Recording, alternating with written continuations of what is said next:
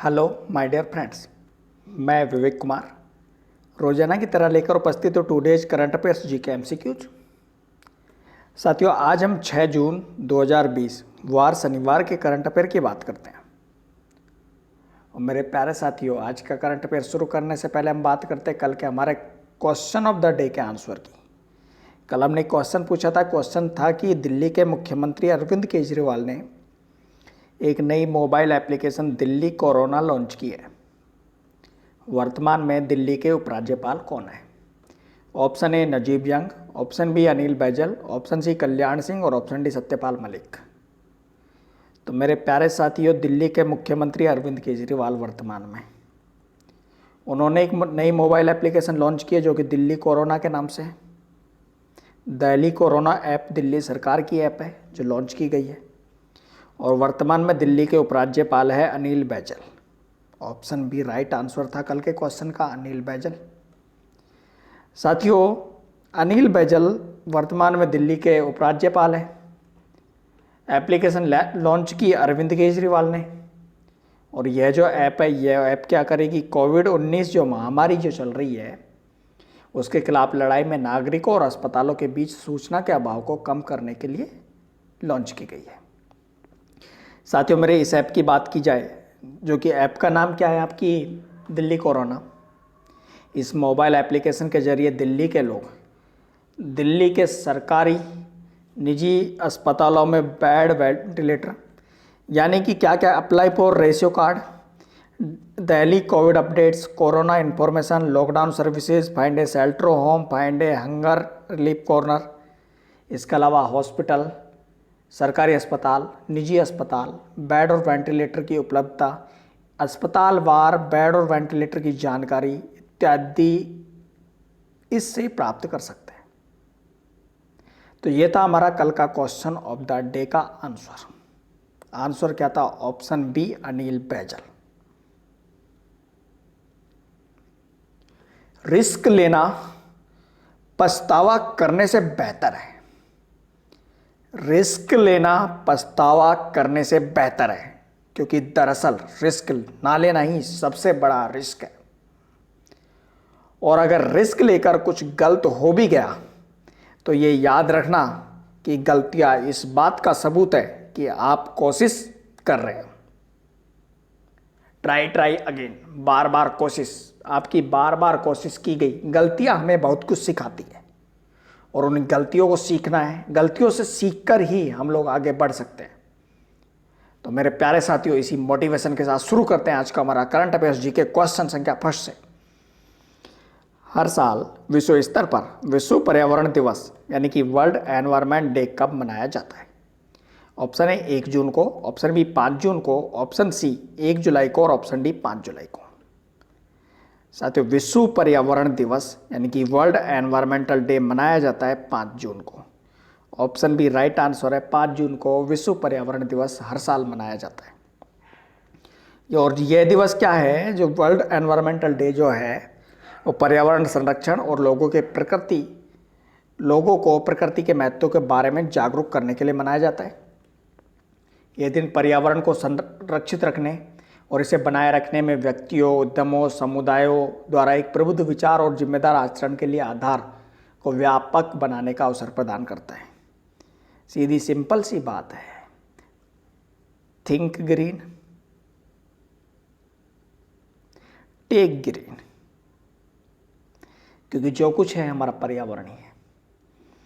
साथियों, विश्व पर्यावरण दिवस की बात की जाए तो इस वर्ष जो विश्व पर्यावरण दिवस है उसकी थीम थी बायोडायवर्सिटी यानी कि जैव विविधता, जो कि एक चिंता का विषय है। चिंता का विषय इसलिए प्रतीत है जो तत्काल और अस्तित्व दोनों से संबंधित है।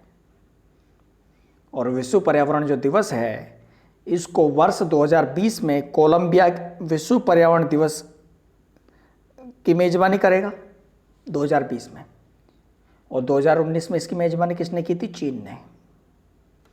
विश्व पर्यावरण दिवस के इतिहास की बात की जाए तो विश्व पर्यावरण दिवस वर्ष 1974 में पहली बार ओनली वन अर्थ के नारे के साथ विश्व पर्यावरण दिवस मनाया गया था। और वर्ष 1972 में मानव पर्यावरण पर सम्मेलन आयोजित किया गया था जो संयुक्त राष्ट्र में 5 से 16 जून तक चला था, और तभी से 5 जून को प्रत्येक वर्ष विश्व पर्यावरण दिवस मनाया जाता है। साथियों, मैं एक राजस्थानी हूँ, और राजस्थानी होने के नाते विश्व पर्यावरण दिवस राजस्थान सतर्क है कोरोना के लिए। तो इसलिए राजस्थान ने एक थीम दी थी विश्व पर्यावरण दिवस के अवसर पर कि आपस में नहीं, प्रकृति से हाथ मिलाए। आपस में नहीं, प्रकृति से मिलाए हाथ। कोरोना महामारी मानवता पर पड़ रही भारी, प्रकृति के संरक्षण की जिम्मेदारी आपकी और हमारी। नेक्स्ट क्वेश्चन संख्या 2, निम्न में से किस भारतीय लेखिका को एशिया रीजन के लिए कॉमनवेल्थ शॉर्ट स्टोरी प्राइज 2020 से सम्मानित किया गया है? Option A Kritika Pandey, option B Annie Zaidi, option C Sushmita Banerjee और ऑप्शन डी अरुंधति रॉय। तो साथियों, एशिया रीजन की भारतीय लेखिका कौन है जिन्हें कॉमनवेल्थ शॉर्ट स्टोरी प्राइज मिला है? और वो मिला है कृतिका पांडे को। Option A right answer, Kritika Pandey, जो कि भारतीय लेखिका है। और कृतिका पांडे की बात की जाए तो कृतिका पांडे को यह अवार्ड, यह पुरस्कार उनकी story the great Indian T and snacks के लिए दिया गया है। और जो ये स्टोरी है the great Indian T and snacks, इसमें एक हिंदू लड़की और एक मुस्लिम लड़के के प्यार में पड़ने की कहानी है, जिसमें बताया गया है कि कैसे ये दोनों युवा, यानी कि हिंदू लड़की और मुस्लिम लड़का, दोनों युवा नफरत और पक्षपात के दौर में प्यार के विचार को फैलाने की कोशिश कर रहे हैं।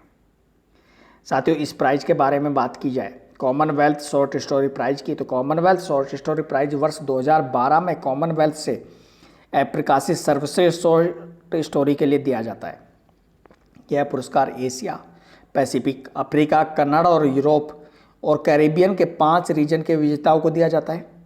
और प्रत्येक विजेता को कितना 2500 पाउंड, लगभग 2.4 लाख रुपए मिलते हैं। और सभी विजेता को कुल 5000, लगभग 4.72 लाख रुपए मिलते हैं।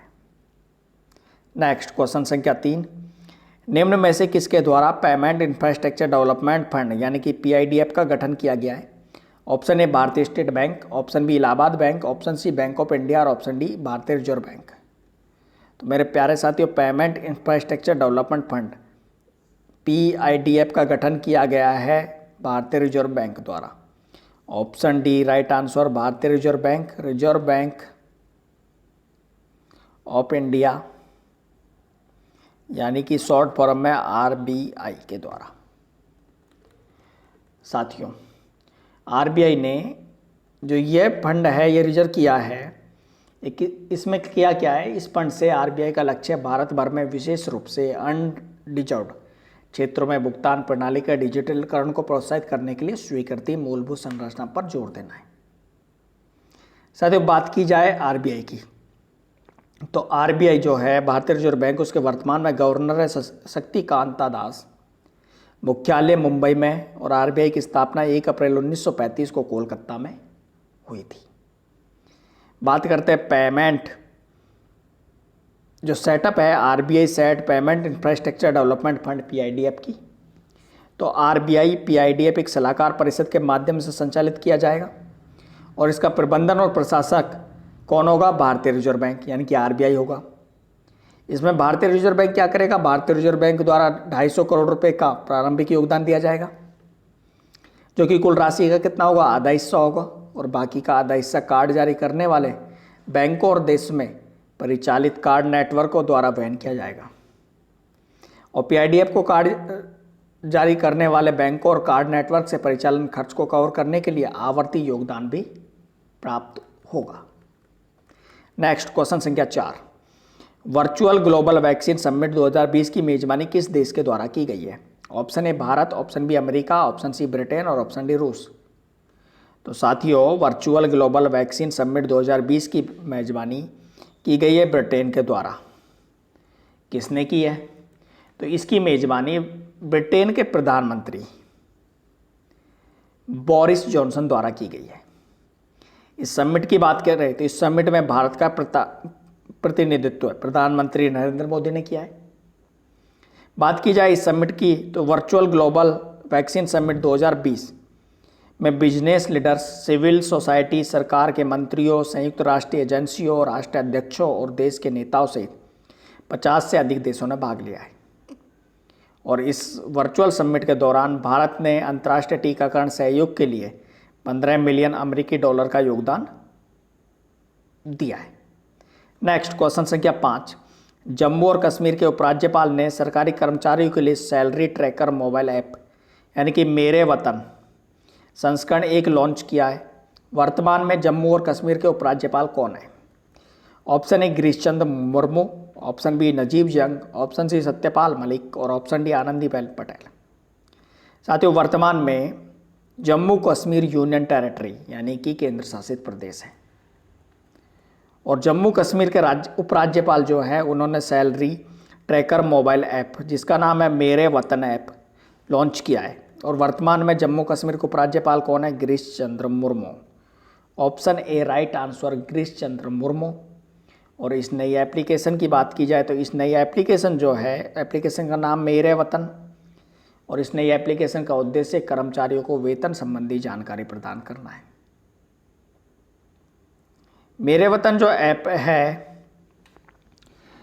इसके लॉन्च होने से दूर दराज और ग्रामीण क्षेत्रों में तैनात कर्मचारी जिनकी डीडीओ तक पहुंच नहीं है वे आसानी से अपने वेतन और अन्य विवरणों से संबंधित जानकारी आसानी से प्राप्त कर सकेंगे।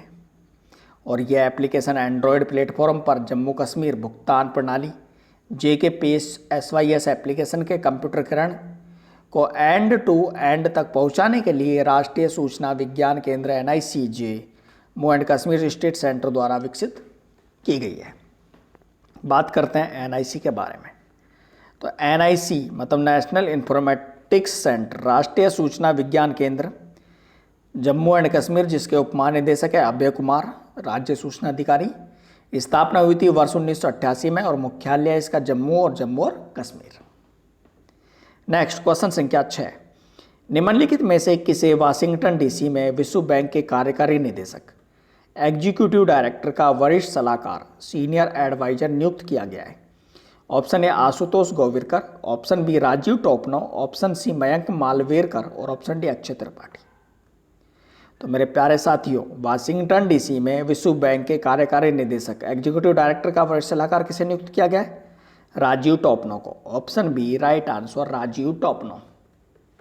साथियों, वरिष्ठ राजनयिक राजीव टोपनो को सलाहकार नियुक्त किया गया है जो कि 3 साल की अवधि के लिए इन्हें चुना गया है। विश्व बैंक के कार्यकारी निदेशक के रूप में कार्य करेंगे, वरिष्ठ सलाहकार के रूप में इन्हें नियुक्त किया गया है। इनकी बात की जाए तो राजीव जो टोपनो है वर्ष 1996 में बैच के गुजरात कैडर के IAS अधिकारी हैं और वर्तमान में वर्ष 2014 से प्रधानमंत्री नरेंद्र मोदी के निजी सचिव के रूप में कार्यरत है।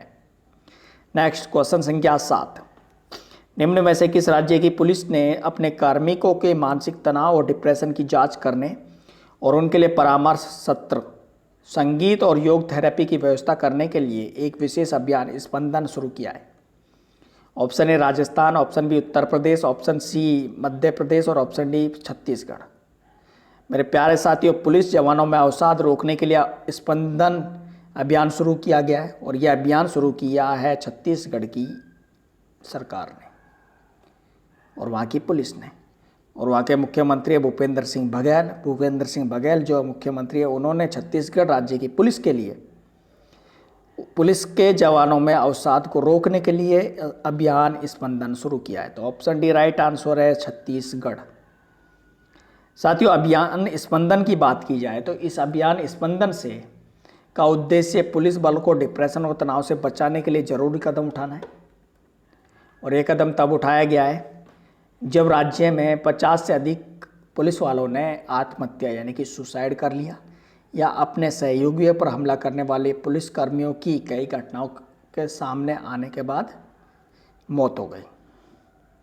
साथियों, इस अभियान में के तहत वरिष्ठ पुलिस अधिकारी अपने साथियों के सामने आने वाली समस्याओं के बारे में जानने के लिए कर्मियों के साथ बातचीत करने के लिए पुलिस लाइन, पुलिस स्टेशन और सशस्त्र बल की कंपनियों का दौरा करेंगे।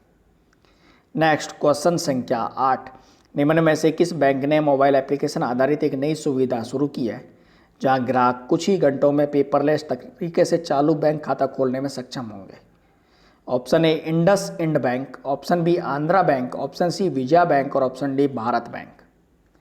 तो साथियों, ये जो चालू बैंक खाता खोलने की सुविधा है, पेपरलेस जो सुविधा है, उसके लिए मोबाइल एप्लीकेशन जो लॉन्च किया है वो किया है इंडस इंड बैंक ने। Option A right answer, IndusInd bank. Indus mobile जो कि ऑनलाइन चालू खाता खोलने का एप्लीकेशन है। और साथियों, यह जो एप्लीकेशन है इंडसइंड बैंक का मोबाइल एप्लीकेशन, इसे लॉन्च करने वाला यह बैंक भारत का पहला बैंक बन गया है। यह ऐप कई एप्लीकेशन प्रोग्राम इंटरफेस एपीआई का इस्तेमाल करता है, जो वस्तु एवं सेवा कर, GST, goods and services tax, corporate मामलों के मंत्रालय, MCA, national securities depository limited, NSDL, आयात निर्यात कोड, आईईसी और आधार जैसे अधिकृत सरकारी प्लेटफॉर्मों से केवाईसी दस्तावेजों के सुरक्षित सत्यापन को सक्षम बनाता है। बात करते हैं इंडस इंड बैंक की, तो इसका जो टैगलाइन है we make you you feel richer. इसके प्रबंध निदेशक और सीईओ है सुमंत कथपालिया। अध्यक्ष है अरुण तिवारी और इसका मुख्यालय है महाराष्ट्र के मुंबई में। उल्टा सीधा हो जाता है, लेकिन ध्यान दिया करो। क्वेश्चन संख्या 9 की निम्न में से किसके द्वारा the urban learning internship programme TULIP launch किया गया है? ऑप्शन ए भारत सरकार, option B NITI Aayog, option C सूचना एवं प्रसारण मंत्रालय और ऑप्शन डी वित्त मंत्रालय। तो मेरे साथियों, the urban learning internship programme यानी कि तुलिप लॉन्च किया गया है भारत सरकार के द्वारा। ऑप्शन ए राइट आंसर है भारत सरकार। साथियों, इस कार्यक्रम की बात की जाए तो इस कार्यक्रम को अखिल भारतीय तकनीकी शिक्षा परिषद यानी कि AICT all India council for technical education, मानव संसाधन विकास मंत्रालय और आवास और शहरी विकास मंत्रालय की एक संयुक्त पहल माना जाता है। यह जो कार्यक्रम है तुलिप कार्यक्रम, इस कार्यक्रम का लक्ष्य देश भर के सभी शहरी स्थानीय निकायों यानी कि अर्बन लोकल बॉडीज और स्मार्ट शहरों में नए स्नातकों को प्रशिक्षण का अवसर प्रदान करना, यानी कि जो ग्रेजुएट है उन्हें ट्रेनिंग देना। और यह कार्यक्रम भारत के छात्रों को व्यवहारिक अनुभव भी प्रदान करेगा और इस तरह ये शहरी स्थानीय निकायों और स्मार्ट शहरों के कामकाज में नए विचारों और नवीन सोच को विकसित करने में भी मददगार साबित होगा। साथियों, इस कार्यक्रम के द्वारा या इस कार्यक्रम के माध्यम से आधुनिक तकनीकों और नवीन तरीकों को भी समझने में मदद मिलेगी। साथ ही साथ विभिन्न प्रकार के विचार जो कि लोगों में इंजीनियरिंग से संबंधित नियोजन, शहरी नियोजन, परिवहन, पर्यावरण, नगर पालिका, वित्त आदि से संबंधित जो है विचार है, उनको आगे बढ़ाने में भी सहायता मिलेगी। नेक्स्ट और आज का हमारा अंतिम क्वेश्चन संख्या 10 की दिग्गज गीतकार और Indian performing rights society limited IPRS के सदस्य अनवर सागर का निधन हो गया है। वह किस अभिनेता के अभिनय वाली फिल्म से सबसे ज़्यादा प्रसिद्ध हुए थे? Option A Amitabh Bachchan, option B Sunil Shetty, option C Akshay Kumar और ऑप्शन डी अजय देवगन। तो साथियों, अभी हाल ही में अनवर सागर का निधन हुआ है और वो एक अभिनेता थे अक्षय कुमार। उनके अभिनय वाली फिल्म से ज़्यादा प्रसिद्ध हुए, तो option C right answer Akshay Kumar. और अक्षय कुमार की एक फिल्म आई थी 1992 में, जिनका नाम था, फिल्म का नाम था खिलाड़ी। और खिलाड़ी के हिट ट्रैक वादा रहा सनम के लिए सबसे ज़्यादा ये प्रसिद्ध हुए। इसके अलावा उन्होंने याराना, आ गले लग जा, सलामी और विजयपथ जैसी फिल्मों के लिए भी गीत लिखे। तो मेरे प्यारे साथियों, ये थे आज का हमारा करंट अफेयर्स जीके। और अब हम बात करते हैं आज के क्वेश्चन ऑफ द डे की। क्वेश्चन ऑफ द डे कि निम्नलिखित में से किसे विश्व व्यापार संगठन यानी कि world trade organisation WTO Geneva Switzerland में भारत के राजदूत और स्थायी प्रतिनिधि के रूप में नियुक्त किया गया है? Option A Brajendra Navnit, option B Rajiv Topno, option C Meira Kumar और option D Gayatri R Rahman. मेरे प्यारे साथियों, इस क्वेश्चन का आंसर आपको कमेंट बॉक्स में देना है और हमें आपके उत्तर का इंतजार रहेगा। साथियों, वीडियो अच्छा लगा हो तो प्लीज़ एक बार लाइक तो कर दीजिए, लाइक बटन पर क्लिक कीजिए। और वीडियो अच्छा लगा है और डेली इसी प्रकार का वीडियो चाहते हैं तो कमेंट ज़रूर करें, क्योंकि क्वेश्चन का आंसर का कमेंट नहीं करोगे तो मज़ा नहीं आएगा हमारा। कमेंट करें, साथ ही साथ हमारे यूट्यूब चैनल UV कंपटीशंस को सब्सक्राइब करें। थैंक यू सो मच, धन्यवाद।